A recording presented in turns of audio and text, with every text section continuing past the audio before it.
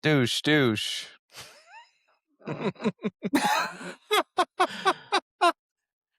Okay. Sorry. Yeah. I didn't hear any of it. Douche. No. Douche. Douche. Oh my God. Welcome to See You Next Wednesday, a podcast about 90210 Beverly Hills, that is. Oh, boy. And I am, of course, Dan. Wake up. I'm Casey. And I'm Greg. Toaster moments. And welcome back to the search for the tall man. Too tall. Yeah. For the listeners. I want to know I want to see him again. Usually these kind of shows will have like a stable of extras that they use for like a whole season. So yeah, please. I mean, I'm not even watching the show anymore. I'm just looking for this guy. Right. Yeah. I'm pretty sure they're going to catch on any day now. Now, hold on. This fella might be a little distracting in the background. Yeah. They have to take him over and be like, I'm sorry, but you are just enormous. We have to fire you. I'm sorry, sir, but you're like two people. Yeah. We don't want to pay you twice. Welcome back. We are here to talk about another episode of Beverly Hills 90210. This one is technically season 1, episode 2. I have seen it listed as episode 1 online, but that is not true. Yeah. This is episode 2. It's called The Green Room. Yeah. But this is like the most, now the show is going. I guess they picked it up. Everyone got new haircuts. No more mullets. They trimmed up Steve's thing too. Everybody looks a little bit better. Emma Except immediately I don't know said what Brenda that does. Too. They gave Brenda some pretty intense bangs, right? Yeah, severe bangs. Maybe it's just nostalgia or something for me, but I think that they have her dressed and like her hair and everything. I just think she's a dream. Like she just reminds me so much of a girl I would have been so like have such a crush on in the 90s that like when I watch it, I think it's the 90s. So didn't you say back in the day when we first did this that you had a crush on her? I can smell the hairspray that's keeping that claw in place here, and it's just all sense memory. So I have many precious memories. Blazers for teenagers. What's that? So many blazers for teenagers. It was a really nice time. A lot of blazers. A lot of teens dressed up like admirals. Like there's a lot of fake medals and stuff all over the. I wanted to tell you guys. So I remembered what couch breakup heavy on you means. Okay. From my notes from last time. So I'm very curious. Yeah. So when Brenda is out on the date with the man she's lying to about her age, and they're going to go back to his, they're going to go back to his place later, and they're having their fancy meal, and she's feeling very sophisticated.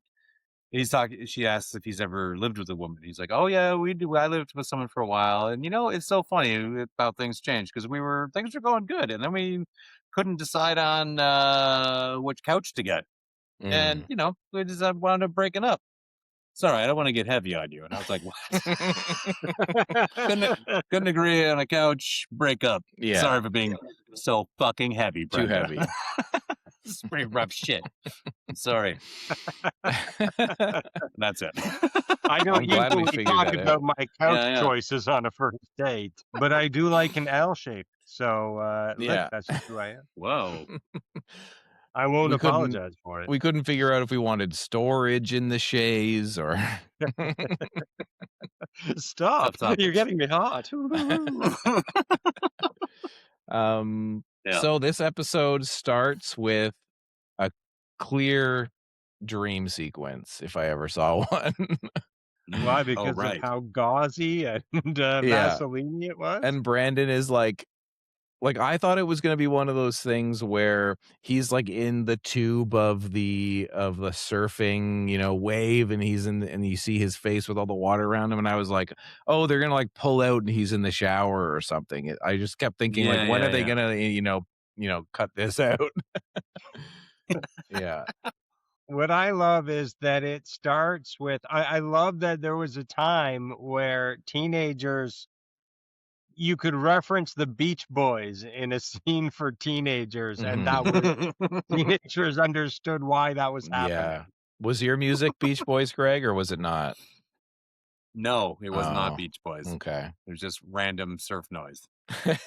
Oh yeah, no, the original one, they played some Beach Boys, and I was like, Yeah. oh, cool reference. They played a lot of like big songs on this. Yeah. Totally. But then he gets woken up by Godzilla clock again. Yeah. Yeah, I saw that it was Godzilla this time, and I'm like, oh, that clock fucking rules. Yeah. It's a good clock.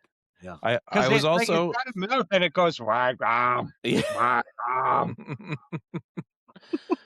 How do you think they're gonna handle when there's like actual musicians like as guests, like on playing music like on the Color show? Me Bad and shit. Yeah. I don't know, because I saw a bit of when Color Me Bad shows up, but I don't think the music stuff was happening. I think some things, if it's super specific to the scene, they just have to fucking pay for it, and so it'll be in there. I think Totally. Or they just let David rap. I don't know. Where his jams in there. Yeah. No. Yeah, everyone got a makeover. Everyone's got new hair, except for David and the little cowboy. They're wearing the exact same clothing from the previous episode. Your t-shirt and the Lakers hat and the shit. Like, they just, they've just been hanging out on the set since they made that first pilot. They were like, we're getting picked up, right, guys?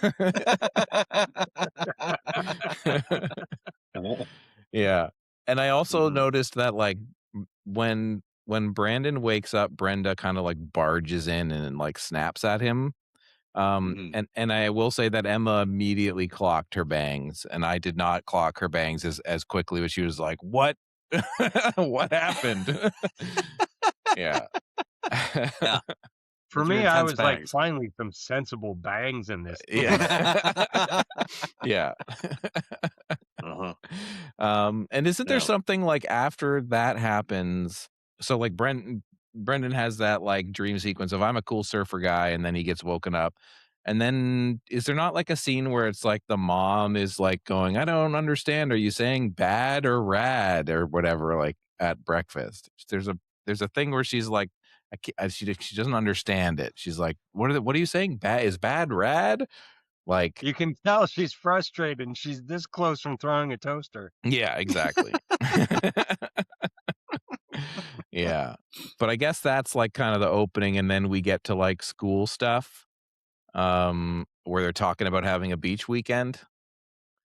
That was my next note, was just we arrive at school and they're talking about having a beach weekend, and Steve and Kelly are arguing because they've been broken up.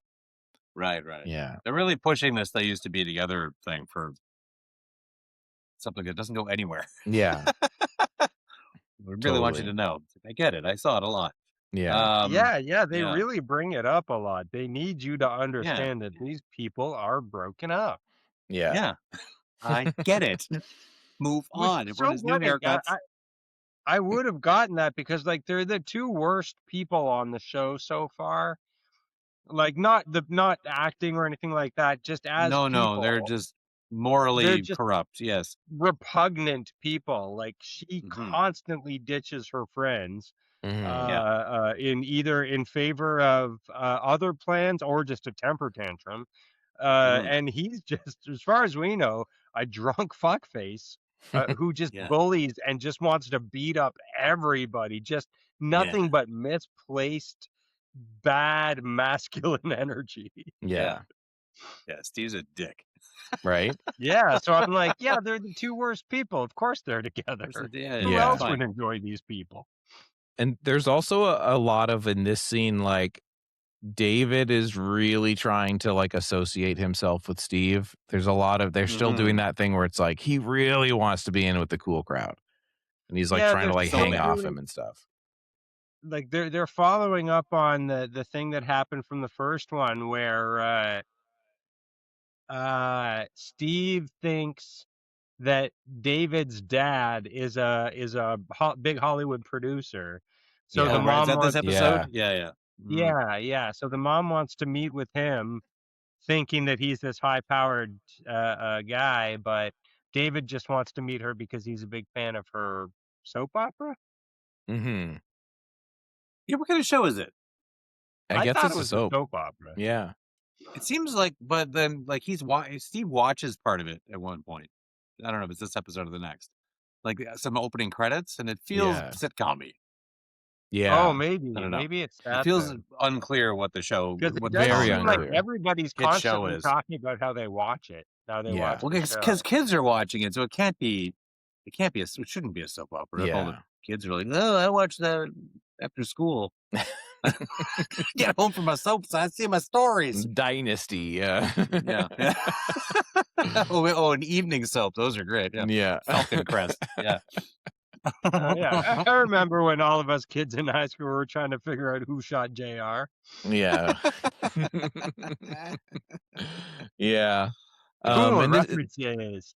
We also introduced Dylan in this episode, right? Yeah, this whole thing is just a beeline to Dylan. Yeah. Let's get this. It's just a Dylan conveyance system. That's all this episode is. Yeah. Gotta get our fella from the wrong side of the tracks in here. Totally. Boy, and do we ever get some sweet, sweet fake outs too of like, oh man, is this guy dangerous? Maybe not. Maybe not at all. This guy's an edgy fellow. Oh, perhaps he's not. Yeah. Is it the computer room? Is that where he first sees him, where he stands up for a little cowboy? Yes. Yeah. There's like two jocks. Yeah. Yeah, right. Oh, he gets all tough on him, man. I do want to notice also that there's a point where Brenda and Kelly and Justana, name's Justana, they're standing together, and Brandon walks away, and Donna says to Brenda, in like the least cool way, she goes, "Brenda, your brother's dope." She says it just like that. I'm like, that was the coolest way to say it. Yeah. I think that was like Brenda, your brother's dope. That was like when they're all arriving at school at the beginning or whatever. Yeah. Yeah. She doesn't say anything, but like she only has things like that. Like Donna has no dialogue, nothing that's like people talk, like I say something, then you say something, and then none of that. She just stands there going, and then says, it's just Donna says the line, and then everybody else just goes, okay, we're gonna let her say something. We're gonna let her say, I don't know, seven words in a row. 7 words, go say it, try it. I feel like they'll eke her in, like, okay, now you get 11. Yeah. 1 back and forth. But yeah, she's just standing in the background, just happy to be involved. Just happy to be included. Brother's dope. Guys, we're making a TV show. My dad's here. Hi, Dad. Dad, can you see me? Stop talking to me. Daddy, I'm in the TV show.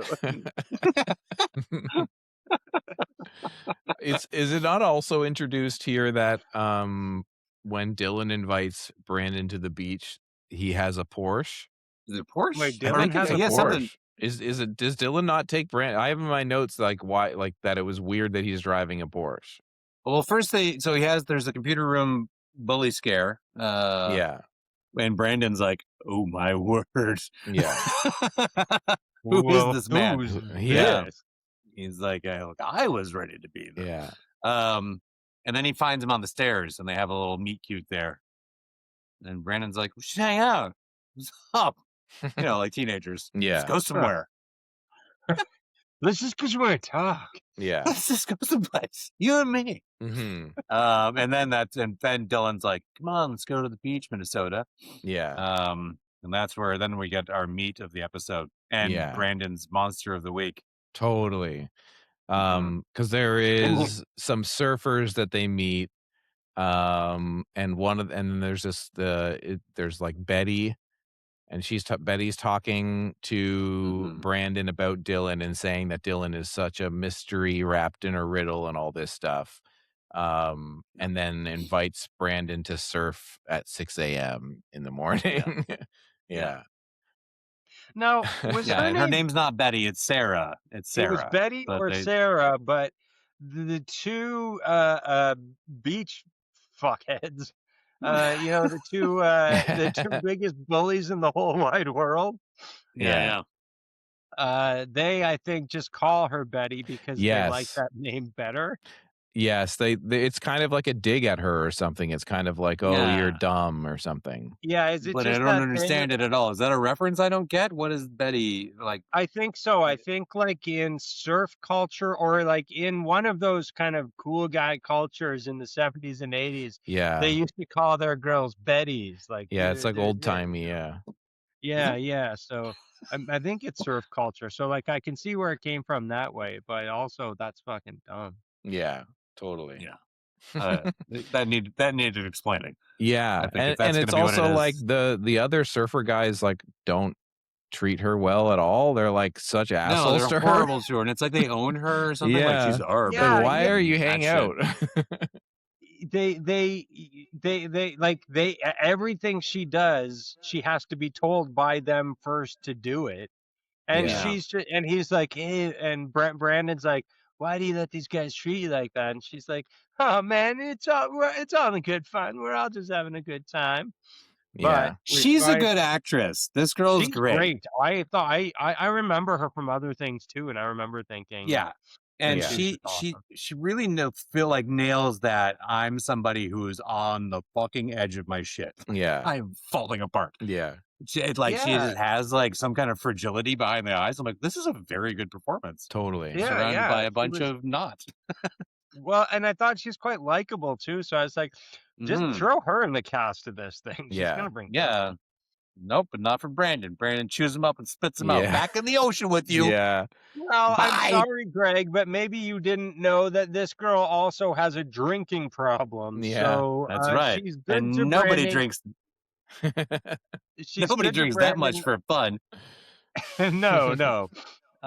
She basically is good only as like a lesson that Brandon, not even that Brandon can learn, but a lesson that Brandon can teach other people. Yeah, and a lesson that Brandon can feel good about knowing better than.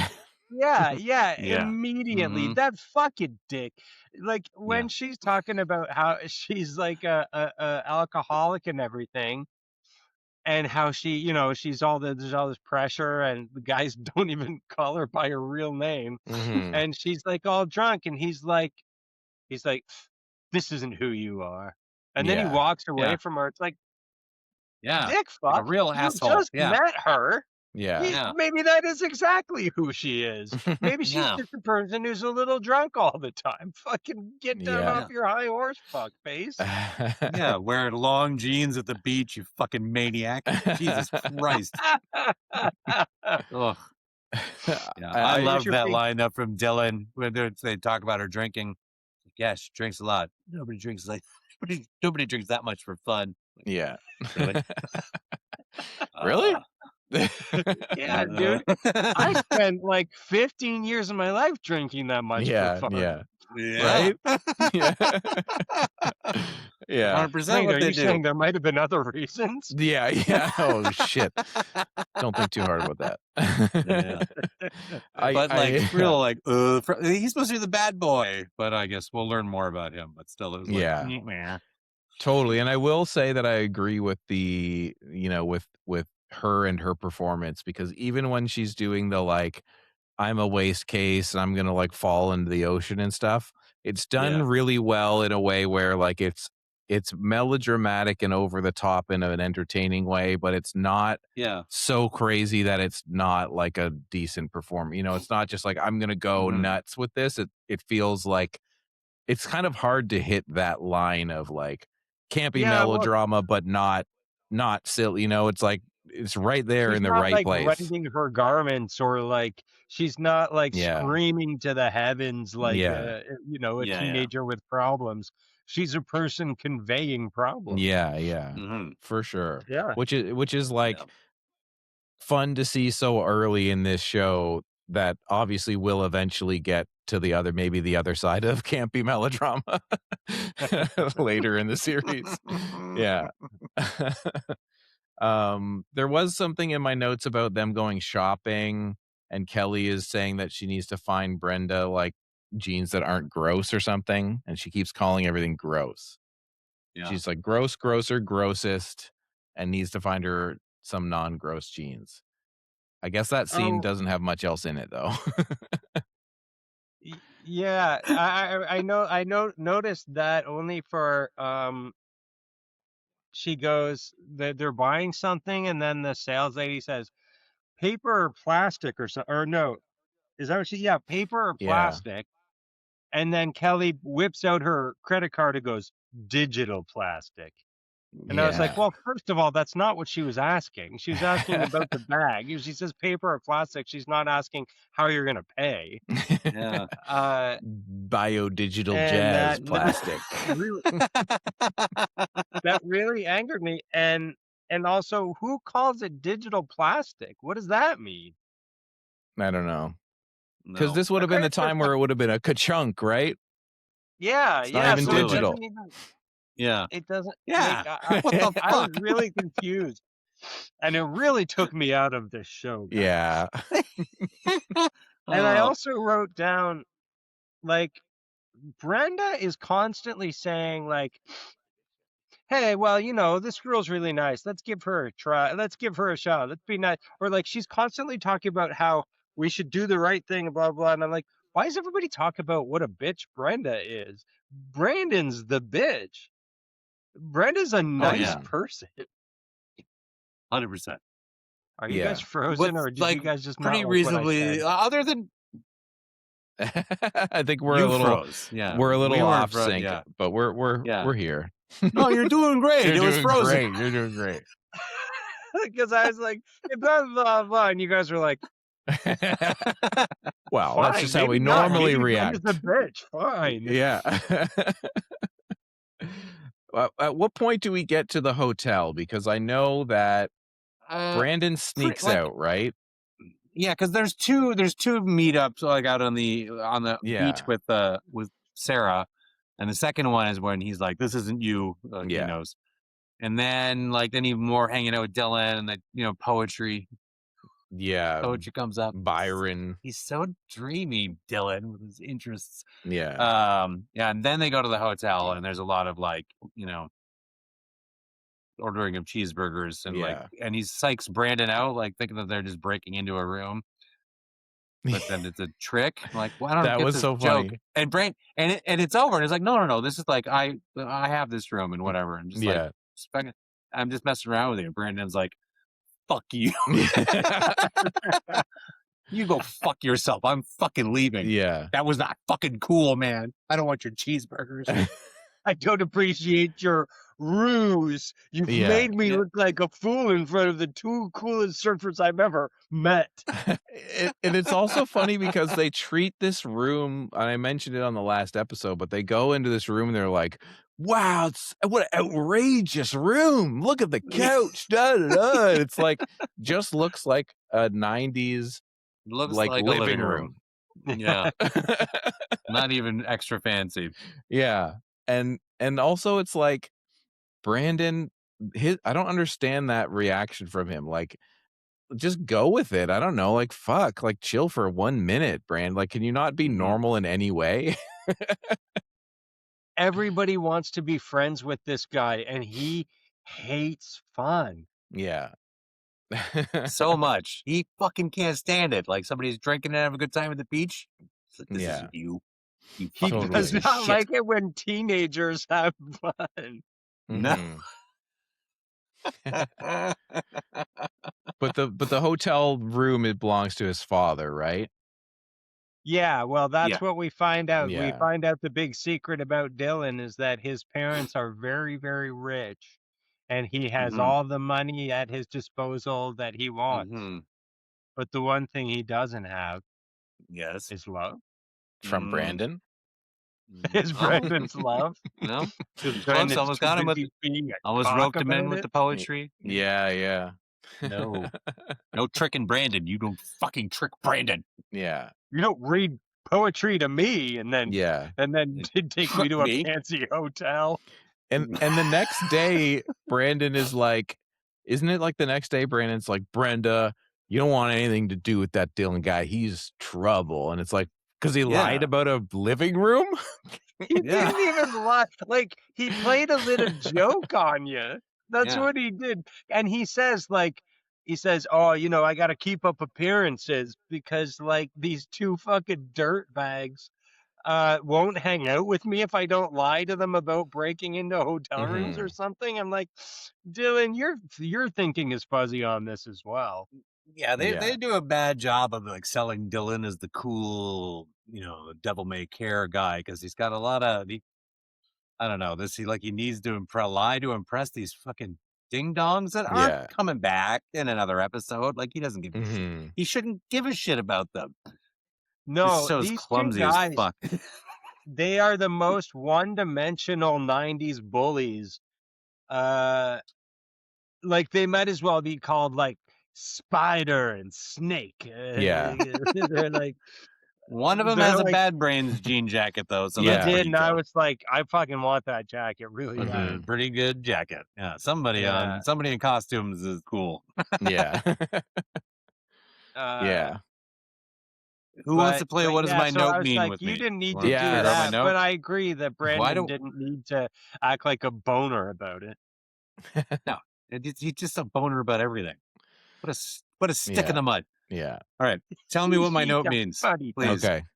Yeah. What's your note mean? Okay. I have a note that says, "What I do with a daughter like that."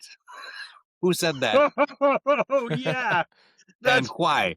What is that? That's my favorite line. Is that from when they're in the driveway and they're honking and stuff? Or no? And it's about Kelly, right? Well, because there's a point where like Kelly's picking up Brenda and she's like in the driveway honking her and the Walsh mom is like, ugh, for some reason. Well, because I think Brandon sees her car and says, "Oh, it ain't a Ferrari." What I could I said, hey, I ate that car. He says, oh, what I could do with the car like that. Oh. And then the mom says, oh, what I could do with a daughter like that. Yeah, what does that mean? That I would throw toasters at her? Like in this context, like how would you use a daughter the way a boy would use a car? Yeah. I don't know. So, the dad has been barely present at the beginning, and mom seems unraveled, unhinged. There's a lot of crazy stuff going on with her. So, maybe I'm understanding. I'm not taking the blame away from him, but I'm understanding why Brandon's a mess. He's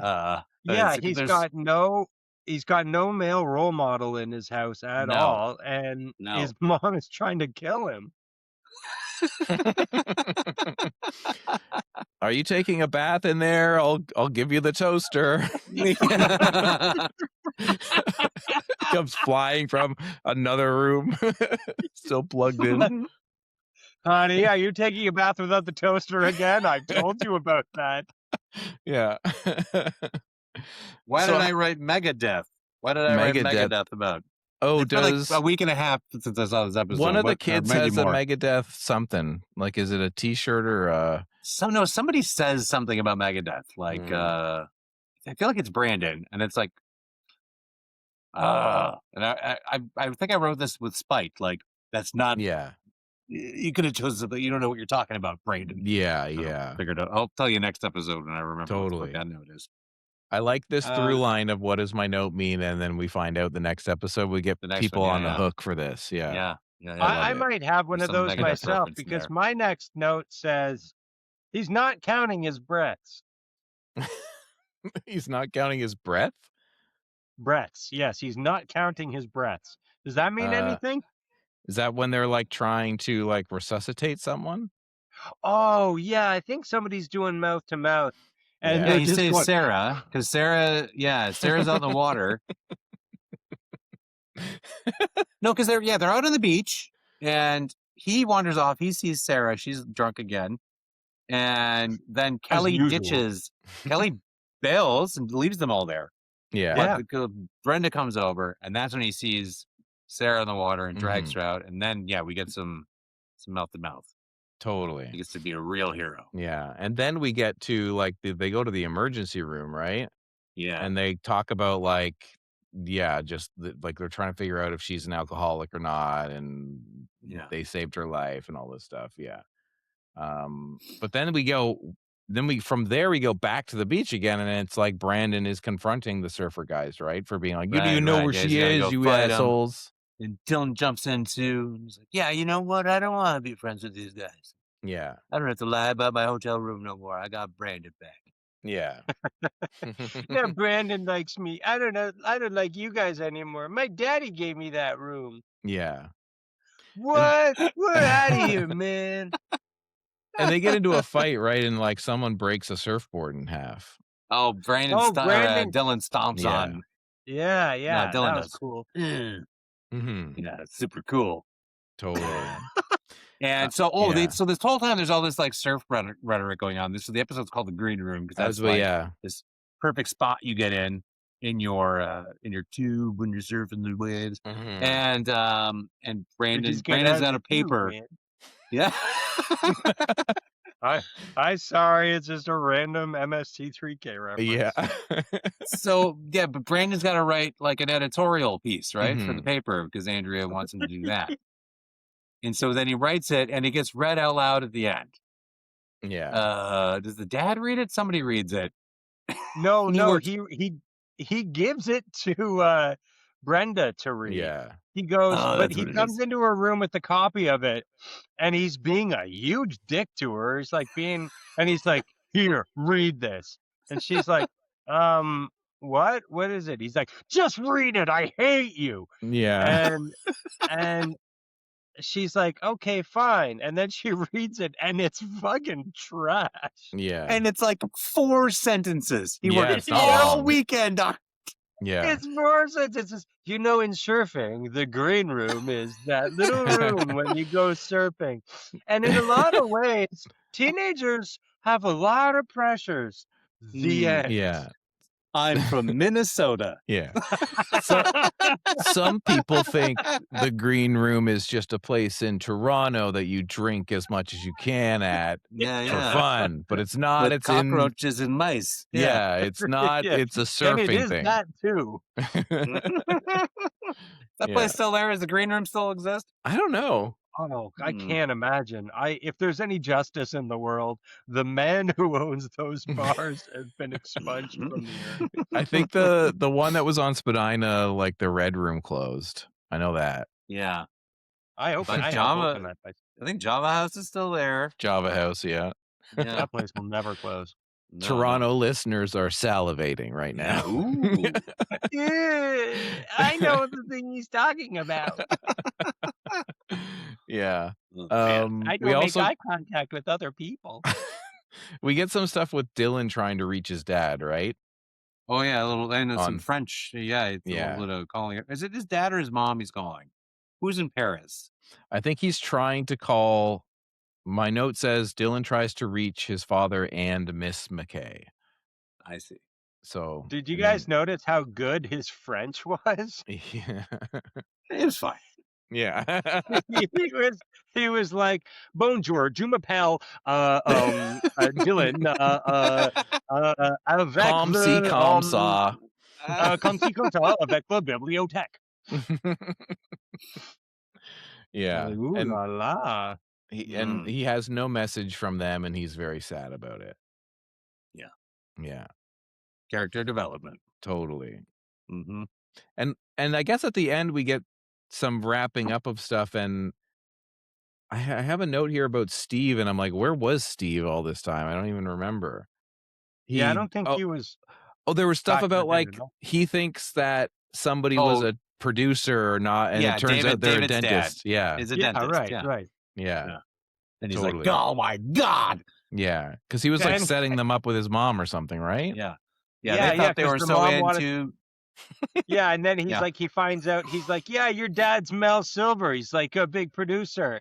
And then David's like, no, he's Mel Silver, the periodontist or whatever. Yeah. And Steve goes, oh, I've been hanging around with a fucking dork for nothing.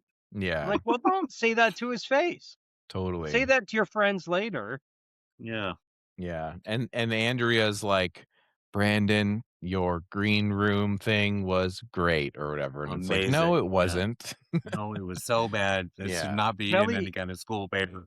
Yeah. Or Brenda even says, oh my God, after she reads it, she's like, it was so lovely. It touched me so deeply that I might even forgive Kelly. Yeah. I'm like, that thing has nothing to do with your thing. Yeah. No. And Andrea the calls green room thing doesn't explain why Kelly's a dickhead. Yeah. Yeah. Just And left him. It was also a weird cold that day at the beach. it was weird that Andrea called Brandon Ace. She's like, good on you, Ace, or something. And I was like, what? Is that a thing we're doing now? Nope. And also, why was I made a note about the character that was the drunk shows up at like school or something, and I'm like, are they a student? Yeah. Like, nope. Or no? No. Yeah, she maybe somewhere, but not there. But she is ostensibly a student that goes there because she says like, she's been there for what 20 minutes now. Yeah. And she's like, oh, it's really hard here. It's really hard going here. Like everybody's so intimidating and everything. And it's like, yeah. But why do you go here? You met him at the beach, like in a city, like you don't just go to school with everybody you meet. Yeah. Like, is it just a crazy coincidence that she also goes here now, or did she just enroll in that school because she's like, well, I'm not drunk anymore. So she can say I goodbye. might as well go to the school that all the people on the show are in. Yeah. Yeah. It doesn't matter anyway, because bye, Brandon's done with you. He's had his moment. He's like, you're welcome. Get out of my life. Yeah. He taught you everything you need to know. Now you must leave the show forever. And now he has an anecdote where if somebody has an alcohol problem, he can be like, I knew someone who had an alcohol problem once and they almost died. And then I wrote about a green room and everyone loved me. And I saved her life and no one has ever heard from her again. Yeah. So don't fuck with me. Don't you fucking trick me. And they kind of swear to God, you don't trick Brandon. You don't if your trick dad Brandon. has a hotel, so help me God, you tell me. No, I don't want a cheeseburger. I don't want your cheeseburger filled with lies. If this hotel room has a couch in it, I swear to God. A couch. Yeah, and I guess this will it all ends with like Brandon doing the kind of the same thing that he did in the last episode where he's like, I think we're gonna make it here in this crazy old Beverly Hills or whatever. Yeah, and Brenda learns a lesson at the end of this one too, because she's been taken advantage of by Kelly, and she's just learning how hard it's real tough being friends with Kelly. Yeah. And then at the very end, Kelly says like, hey, Brenda, I think you're really cool or something. And Brenda goes, whatever. Like Kelly makes some effort to be like friendly with Brenda, and Brenda's like, yeah, maybe, whatever. I don't give a shit. And like, so basically the lesson for her is like, if your friend's being a cock, then you just be a bigger cock. And then your friend will be nice. Yeah. And her friend will stand behind her going, yeah. Just waiting to say a line. Yeah. Are you guys talking? That's cool. Did somebody say Donna? No. No. I'll wait. Yeah, I guess and Steve discovered that people can have the same name and not be the same person. That was his lesson. Listen, that's a good lesson. Yeah. That is a very good one. And yet somehow I feel like Steve didn't even learn it. I know. He'll learn it again later. Same mistake again. Yeah. A year from now when he meets another Steve and points at him like that Spider-Man meme. Yeah. You? Me? Steve? Yeah, I guess that's it for this episode. I learned a lot. Yeah. Myself. Yeah. What are we going to do our ratings again? What are you going to rate this out of 10? Well, in terms of cogent points relating surfing terms to high school life, I give this 5 out of 5 green rooms. Yeah. Fair. I'm going to give this 3.5 cheeseburgers to my hotel room. Yeah. Actually, give it 4 cheeseburgers, not 5. Because Brendan doesn't want your fucking cheeseburger. He doesn't want one. Nuh-uh. Yeah. I guess I'll give it like 3 out of 5 outrageous hotel couches. Because it was pretty outrageous. Yeah. I bet it had stripes and floral print. Yeah. Well, that was the episode, The Green Room. We learned a lot. Is there anything we want to talk about before we end the episode? We were talking off mic, I'll say. I'll do a little. We talked about ER last time, and I was telling Greg that we are now, Emma and I, as we watch ER, mostly Emma, I just catch certain episodes, but I think we've officially jumped the shark because there was an episode where one of the doctors brings like their dog in so that they can do surgery on their dog because they don't want to bring their dog to a vet. And I was like, we're officially like getting past the prime. I feel no ideas. Yeah. Somebody brought their dog into the hospital, to the ER, because they didn't want to bring it to a vet. Yeah, they were like, what am I going to bring this just to some vet? I could do this. And he's like, got his dog open. So it's like a doctor. It's like a doctor who did that. It's not just somebody who's like bringing their dog to the ER. It's like, oh, well, I don't really trust vets. No, it's the doctor's like, I'll do this because I don't trust other people. And I was like, we're getting past the prime of this show, I feel like. Yeah. I never watched that show. I have no idea helicopter stuff yet, though. Does he save the dog? I can't remember. I didn't say I'm paying attention to ER. Yeah, fair enough. Well, you know what I'm going to pay attention to? So, because we're still doing the Thursday night movie that we started a long time ago during Time Bandits. Still do that. Yeah. And for pre-show last night, we watched an episode of Cagney and Lacey. Yeah. Which I watched a bit with my mom when I was a kid, but I don't really remember it. But it was awesome. Yeah. Casey, are you a Cagney and Lacey fan? I have a hard time remembering which one's Cagney, which one's Lacey, which one's Kate, and which one's Allie. That's fair. But it was like it was much grittier than I remembered it being. Yeah. And the supporting cast was great. Michael Madsen and Lance Henriksen in the same episode. Hey, all right. Yeah, it was pretty. I just picked a random episode from like season 4 or something like that. But now I'm like, I'm gonna watch Cagney and Lacey. I've never seen much Cagney and Lacey, and I feel like if I was to imagine what Cagney and Lacey was from my memory, I don't know if I would have pictured it as like a procedural cop show. Like I feel like in my mind, Cagney and Lacey was something sillier.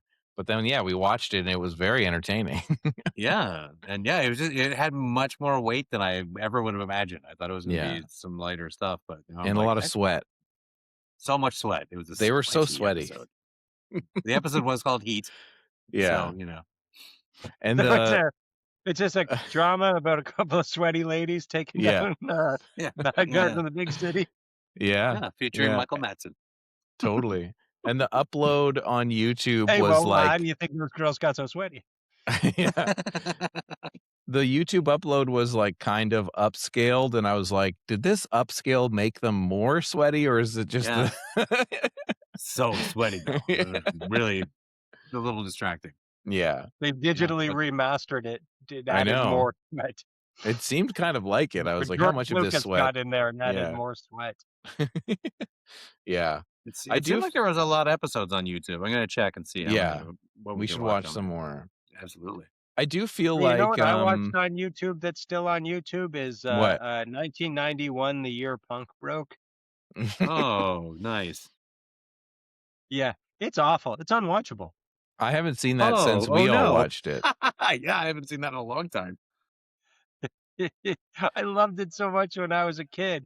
Now it's like the performances are fun to watch, but it's 15 minutes in between them of fucking Thurston Moore or one of the idiots from Nirvana going, listen to how interesting I am right now. Yeah. I'm doing a little comedy bit. Yeah. It's a fucking bummer. I remember we watched that together on VHS in Toronto once, and I had never seen it, and that was my reaction a little bit at the time, was like, this is really cool, and what a cool, like, you know, snapshot of a certain time, but I just remember them, like, rambling along on a railroad, like, you know, being dumb fucks, and I was like, shut up. Yeah. It's like, oh my God, somebody gave a fucking 24-year-old a ton of drugs and a video camera. That's really great, but not for human consumption. People shouldn't be subjected to that. Yeah. A 24-year-old artist who everybody's taking seriously as an artist. Oh, it's unwatchable. Everything music, I though. say is precious. Do you two like, so like, speaking of like old TV shows and stuff, I find myself gravitating a lot more to the like Pluto TV apps and stuff where it's like pseudo television channels where you go like, I'm just gonna watch the Price is Right channel for a while. And I feel like, I don't know if it's a result of like, you know, we got away from TV for streaming, and then streaming became 10 services, and now we're all just back paying for a million packages, where I'm like, I just want to put on the Cagney and Lacey channel, like, you know? Yeah. Yeah, I like going on to like the CTV app or Tubi or something like that. They'll have some like a show from the 70s or 80s. Like I watched a whole bunch of Taxi a little while ago. I'm like, hell yeah. It's so watchable. It's so good. Yeah. And Miami Vice is on one of those as well. And Miami Vice is really good. It's good. Super, super good. Really holds up. Yeah. I want Magnum PI. They had it on there and I watched the first like 3 episodes of Magnum PI and I was so excited because boy, is that show very watchable. Yeah. But now it's nowhere. You can't. I would pay for it if I could, but you can't even fucking rent or buy Magnum PI. I think one of Now those I'm going channels. to Value Village looking for DVDs. Yeah. Magnum PI.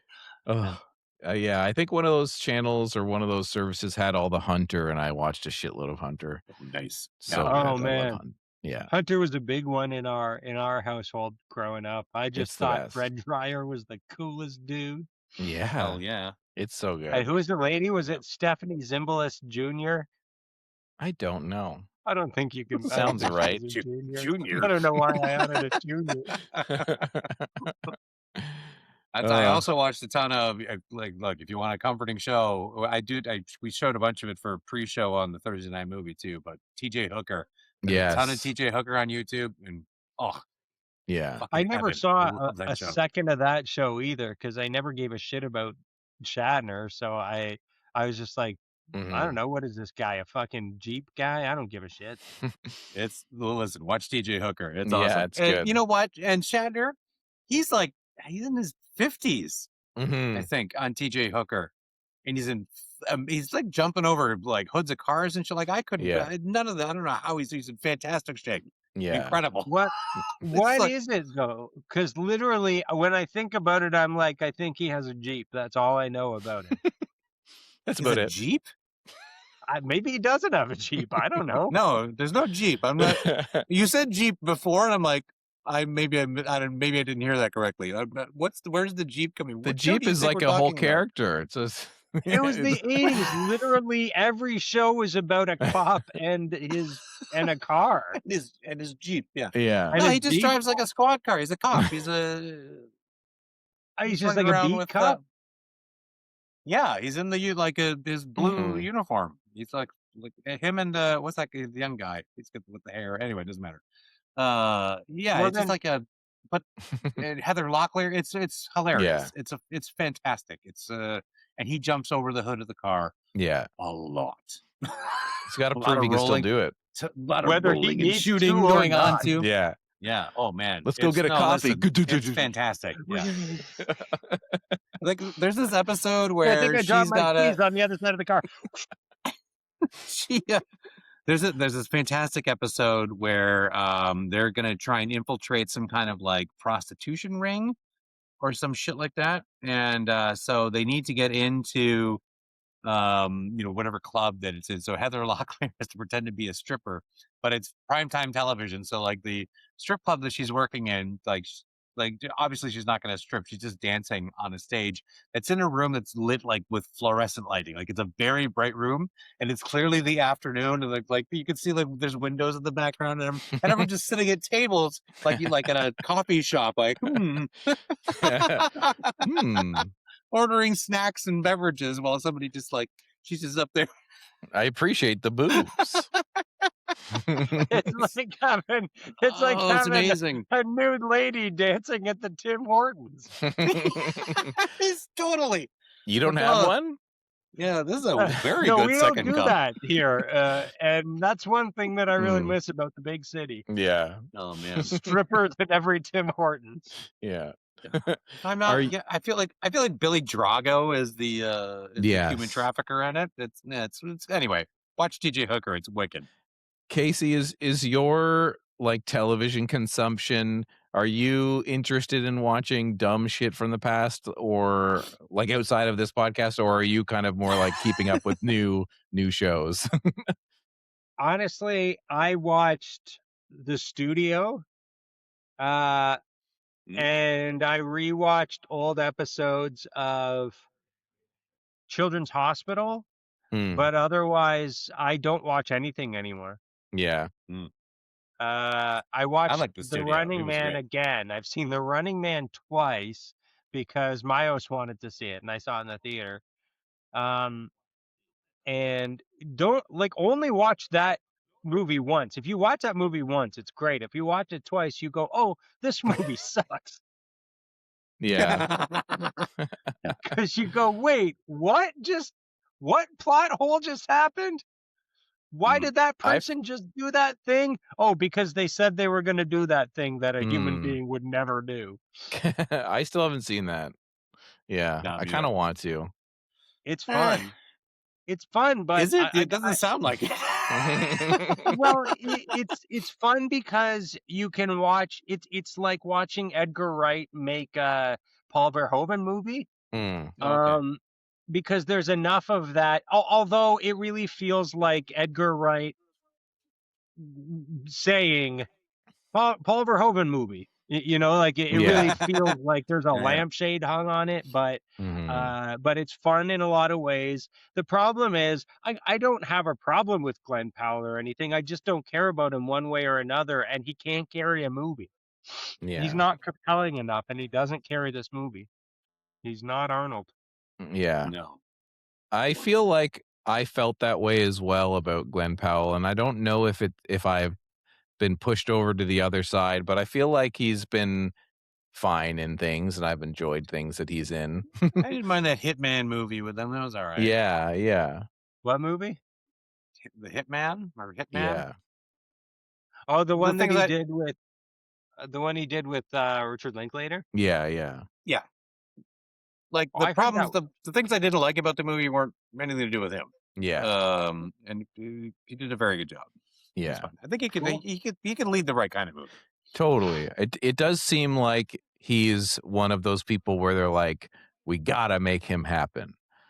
And you're like, he's good and stuff. Like, just I'll watch a thing with him in it, but I don't know if I'm gonna run to a movie because he's in it. Yeah, that's the thing. But at the same time, I don't know. There aren't a lot of those anymore. There aren't a lot of people that I would run to the theater. Oh, this person's in a movie. I'm gonna go see that. We don't have movie stars anymore. No. That's a bummer. And honestly, I haven't been finding North American entertainment to be that compelling these days. Yeah. I will say that I almost went to the movies to see Anaconda just because I was like, I'll watch Jack Black and Paul Rudd together. But then I didn't, so whatever.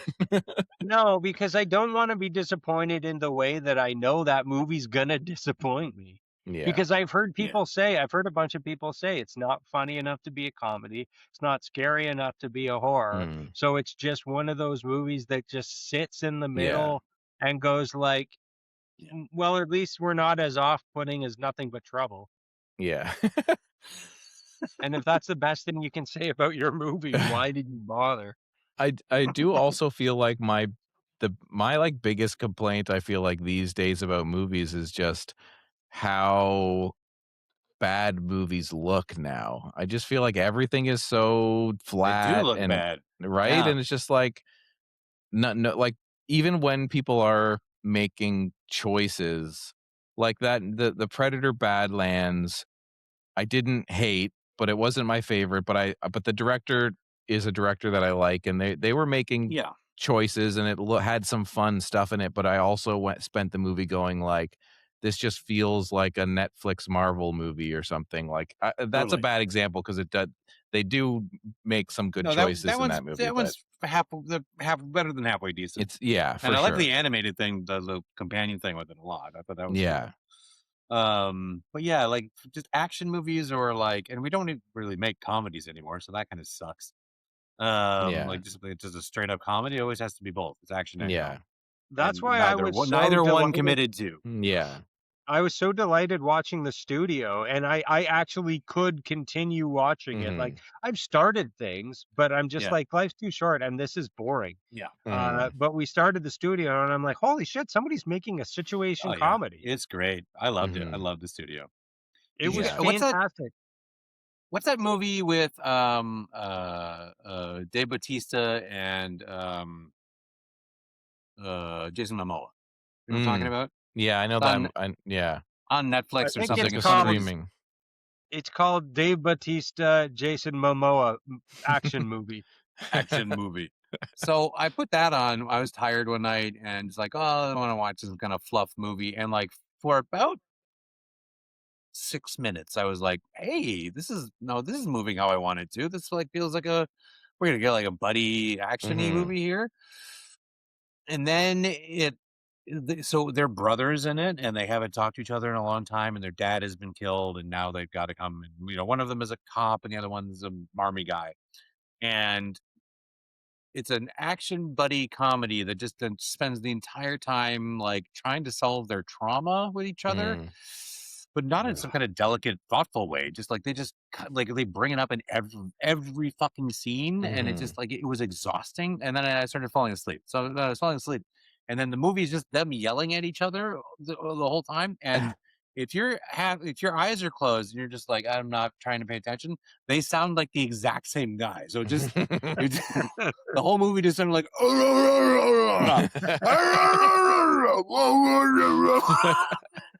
it's just driving me crazy. I'm like, I can't even sleep through this piece of shit. It just sounds like a snowplow that won't start. Yeah. And it's like 2 fucking hours. It's over 2 hours. Like, you don't Yeah. need 2 hours of this. Get your shit together. Yeah. That was Did you The guys have Wrecking Crew. Yeah. Yeah. Wrecking Crew, yeah. And Wrecking I Crew. when I first saw that, I was like, I love Dave Bautista. I think he's great. Yeah. And Jason Yeah. Momoa can be pulled along in a movie by other people. Yeah. So I was like, let's have a Tango and Cash. Yeah. Yeah. But we can never have a Tango and Cash. I don't think we No. can ever have Yeah. another Tango We and don't have Cash. that kind We of don't live. charismatic. Unfortunately, we don't have the proper limitations anymore. Yeah. Actually, on that topic, so this is gonna seem like a stretch, but for some reason, weed may be involved. I watched Steel with Shaquille O'Neal. Yeah. You're saying that And wasn't a sober decision. yeah, and my takeaway from that was like I miss when we tried to have people who weren't good actors make up for it with charisma, because there is Yeah. something innately watchable of like he's not good, but he's going for it and he's trying to bring his, je ne sais quoi to the screen, and it's very watchable. Is as not great of a movie it is, you're kind of like, I kind of would take that type of failure over like a streaming slop action movie. I guarantee you it's better than Wrecking Crew. Yeah. You know what's More funny? watchable anyway. I had this thought while I was watching 90210. I was like, part of the reason why I'm invested in 90210, or as invested as I am, is because things like these people have real teeth. Yeah. every single person has their own real teeth. Yeah. And it's distracting. It's like, why do I have a visceral connection to these people? Like, why am I like when I say Brenda, like, she's like all of these things from when I was a kid that are like touch points of like things that I thought were attractive but like it's because like I can see it's like, oh, she's a person with teeth. Like with human teeth and with hairspray hair and like all these things that I recognize from my real life. But people aren't that anymore. People are like these like perfect cipher like beings that it's hard to relate to. Yeah, like we talk about the '80s as being, the image decade, and like it was so over the top and out of control at that. But like, it's much worse now because there is no reality now where Bob Hoskins becomes an A-lister. Yeah, and that happened in the fucking '80s. Yeah.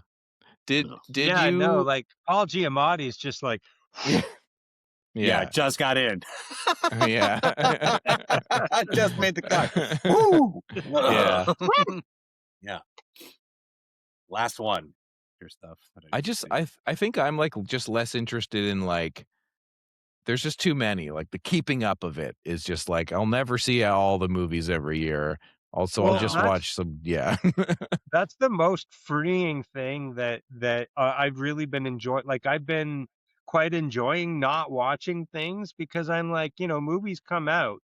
Yeah. And I'm expected to like, and I always felt like I was expected to I gotta watch these movies. Yeah. They made the movies, I gotta watch them. That's how it goes. I wish it was different, but yeah. and now I'm donuts, just and just now I'm like, oh my God, I could read a book. I could like this Hail Mary movie that's coming out. Like I'm so stressed about it because the book is terrible. And it's some really great ideas in the book, some really cool ideas. It's so horribly written. The writer just awful. And I'm so stressed because I'm like, it has Ryan Gosling, and I'm supposed to. I like him. I tell that my official stance is that I like him. I like Chris Miller and Phil Lord and everything. I don't like this book. Now I gotta have to watch it, and I just I don't wanna. Yeah.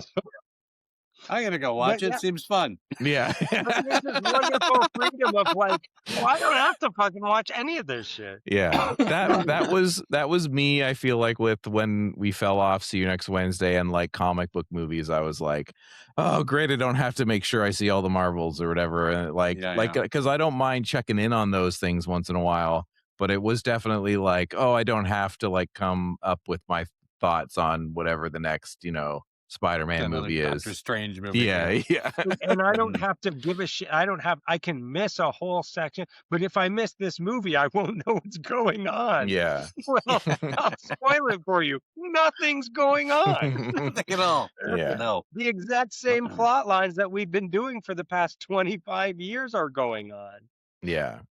But I do still find a lot of like joy in the the Thursday night movies have been good because we've watched so many movies on Thursday nights that we've had to start just getting into whatever, and watching like 1986 Aladdin, with Bud Spencer was a joy. Amazing. I just can't believe we keep finding shit for like for people who've seen a lot of movies already. With a bunch of us here, and we've been doing this now, a movie every Thursday for 6 years. We've watched, like, my list has 260 movies, and I don't know if that's everything. Probably not. Yeah. And there's more. We keep finding shit. Yeah.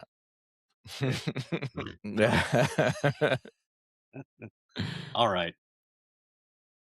I'm going to bed. Okay. Well, this has been See You Next Wednesday. You can find us on Facebook at SYNWPC. We're also on youtube.com/@symbol SYNW90210 and in podcast places. Yes. Yeah. We are ending strong. Yes. Nobody Goodbye. drinks that much for fun.